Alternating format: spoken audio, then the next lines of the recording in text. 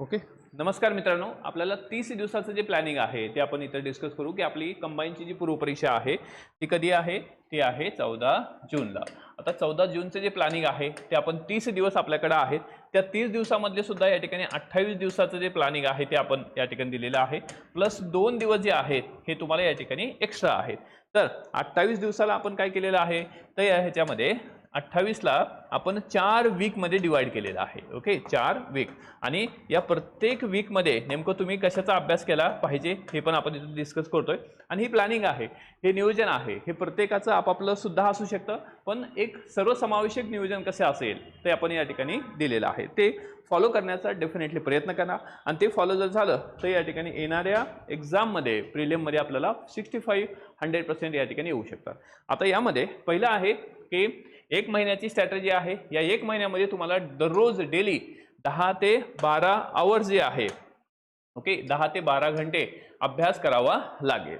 ठीक आहे. आणि प्रोबॅबली एक गोष्ट लक्षात ठेवायची की आपण टार्गेट आहे आपलं याच्यामध्ये 14 जून.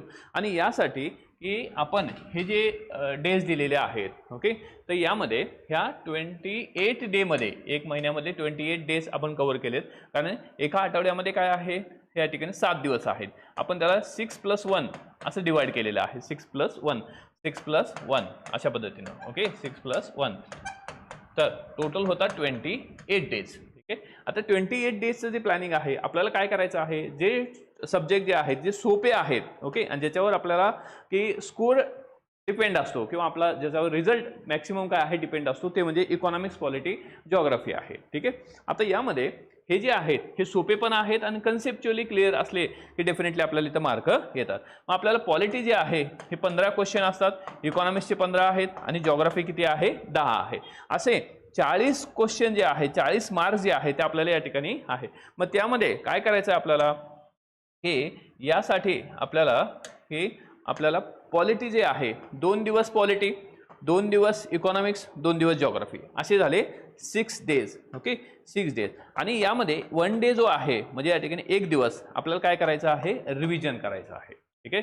म्हणजे आपल्याला आठवड्यामधले 7 दिवसाचा आठवडा आहे, 6 दिवस अभ्यास करायचा आणि प्रत्येक दिवस जो आहे आपल्याला प्रत्येक 2 दिवसाचा एक जो सब्जेक्ट आहे तो कव्हर करायचा आहे, फिनिश करायचा आहे. ठीक आहे. आणि या ह्याच्यामध्ये ह्या तिन्ही ह्याचं रिव्हिजन जे आहे आपल्याला हे 7व्या दिवशी करायचं आहे. म्हणजे एक्झाम्पल आपण घेऊ की संडे आहे, तर संडेला रिव्हिजन करा. जर संडे आला असेल तर आजपासून रिव्हिजन केलं तर या ठिकाणी डेफिनेटली पुढचा संडे येईल तुम्हाला रिवाईज करायला. तर रिव्हिजन जो आहे ते संडे करायचं.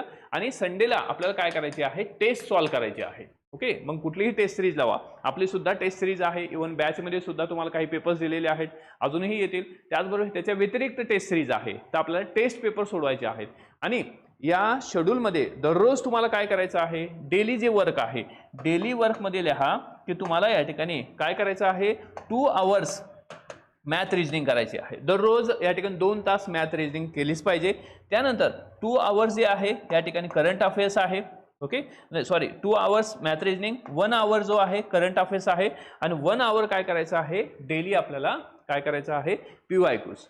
म्हणजे दररोज लक्षात ठेवा, दररोज तुम्हाला 2 तास मॅथ रिजनिंग, 1 तास करंट अफेअर्स आणि 1 तास PYQ करायचा. हा डोस जो आहे तो दररोज घ्यायचा आहे अप टू दी 28 लास्टच्या दिवसापर्यंत. तो डोस काय आहे, कंप्लीट होणं गरजेचं आहे. ठीक आहे. हे झालं पहिल्या दिवसाचं रिव्हिजन. आणि यामध्ये सुद्धा या ठिकाणी PYQs आपण जर पाहिले तर आपल्याला समजतं की अरे कशावर फोकस करायला पाहिजे, कोणत्या टॉपिकवर फोकस करायला पाहिजे, त्यासाठी PYQs पहा. ठीक आहे. आता दुसरा जो आठवडा आहे त्यामध्ये आपल्याला इतिहास करायचा आहे. इतिहास आपल्याला 10 क्वेश्चन असतात. इतिहास हा सब्जेक्ट जो वास्ट आहे, ओके, तर त्यावर आपल्याला या ठिकाणी 2च दिवस द्यायचे आहेत सेकंड वीकमध्ये. आणि 4 दिवस आपल्याला काय आहे, सायन्ससाठी आहेत. ओके, का 15 मार्कासाठी सायन्स आहे. आणि सायन्ससाठी बेसिकच्या व्यतिरिक्त काही वाचायची गरज नाही, आपण सुरुवातीला पण सांगितलेलं आहे. आता शेवटच्या क्षणामध्ये किंवा 1 महिन्याचा जो काही काळ आहे तुमच्याकडे, याच्यामध्ये जे तुम्ही वाचलेलं आहे, जे पुस्तक फॉलो केलेलं आहे तेच फॉलो करा. ठीक आहे. आता यामध्ये तुम्हाला 4 दिवस काय करायचं आहे, सायन्स करायचं आहे. आणि सोबत 2 तास मॅथ रिजनिंग, 1 तास करंट आणि 1 तास PYQ. हे दररोज या ठिकाणी हा डोस जो आहे तो आपल्याला घेतलाच पाहिजे. ठीक आहे. तर हे झालं सेकंड वीक. ठीक आहे. आणि आपलं रिव्हिजन 6 डे म्हणजे हे झाले 2 दिवस इतिहास, 4 दिवस सायन्स, 6 दिवस झालं. 1 दिवसाचं full day revision with test. ठीक आहे. त्यानंतर थर्ड वीक जो आहे तो आपल्याला पॉलिटी कव्हर करायचा, कारण आता ह्या दोन्ही स्लॉटमध्ये आपले सगळे विषय कव्हर झालेले आहेत. तर आता या ठिकाणी ह्या 2 स्लॉटमध्ये हाय रिव्हिजन असणार आहे. ओके, मग यामध्ये पॉलिटी करायचं आहे कव्हर, त्यानंतर इकॉनॉमिक्स आहे, जिओग्राफी आहे, सायन्स आहे आणि दररोज current, PYQs and math reasoning आहे. मग आता यामध्ये आपल्याकडे काय आहे तर या ठिकाणी हे 4 टॉपिक आहेत. मग 4 टॉपिकमध्ये जो टॉपिक तुम्हाला या ठिकाणी इझिली समजलेला आहे आणि हे रिव्हिजन आहे, जो टॉपिक समजलेला आहे तो परत वाचायची गरज नाही, जो आपण या ठिकाणी आपल्या लक्षात नाही आपल्याला रिवाईज करावं लागेल तेच टॉपिक काय आहे रिवाईज करणं गरजेचं आहे. म्हणजे जसं 164 आर्टिकल आहे, 164 आहे, आपल्याला माहित झालं की अरे विच इज रिलेटेड टू राज्यपाल, ओके, गव्हर्नरच्या बाबतीत आहे, मग हे परत रिवाईज करायची गरज नाही. त्यामुळं या ठिकाणचा कोर एरिया आपण ठरवायचा आहे, त्या कोर एरियालाच आपल्याला काय करायचं आहे रिव्हिजन द्यायचं आहे. And the last round 4th week, okay, 4था वीक आहे.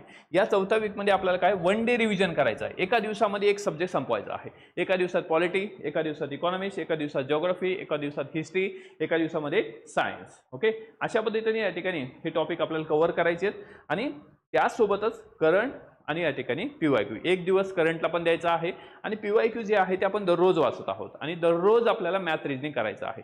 असं नियोजन या ठिकाणी हे 28 दिवसाचं जर केलं तर डेफिनेटली या ठिकाणी आपल्याला काय आहे की येणाऱ्या एक्झाममध्ये आपल्याला जे आपलं टार्गेट आहे की आपल्याला 14 जूनला म्हणजे जे आपली एक्झाम आहे त्या 14 जूनला आपल्याला या ठिकाणी किती आलं पाहिजे तर आपलं 65+ मार्क आले पाहिजे. याच्यासाठी तुम्हाला daily, okay, daily 10 to 12 hours study करावाच लागेल. Okay, there is no alternative.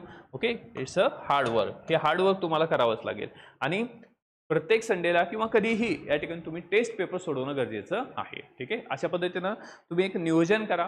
30 दिवसाचं नियोजन या पद्धतीने केलं तर मोर बेनिफिशियल आहे. तुमच्या पद्धतीने सब्जेक्ट तुम्ही चेंज करू शकता. ठीक आहे, तर आता तुमचे आपण प्रश्न पाहू. ठीक आहे, तुमचे काय जे डाऊट्स आहेत ते तुम्ही डेफिनेटली विचारा.